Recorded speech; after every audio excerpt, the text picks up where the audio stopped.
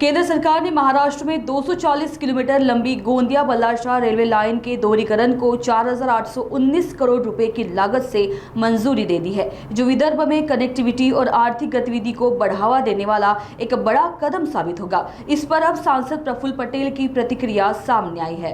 Gondia Ballarshah line already सुरू आहे आणि आता त्याच्यात अप डाऊन ट्रॅक दोन्ही आता येणाऱ्या काळामध्ये होईल।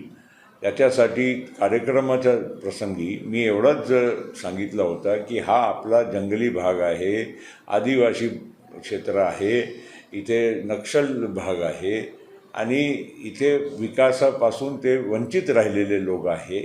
त्यामुळे नवीन जेव्हा हे लाईन सुरू झाली त्याचाही फायदा या भागातल्या लोकांना मिळाला पाहिजे, सोबत प्रवाशांनाही मिळाला पाहिजे।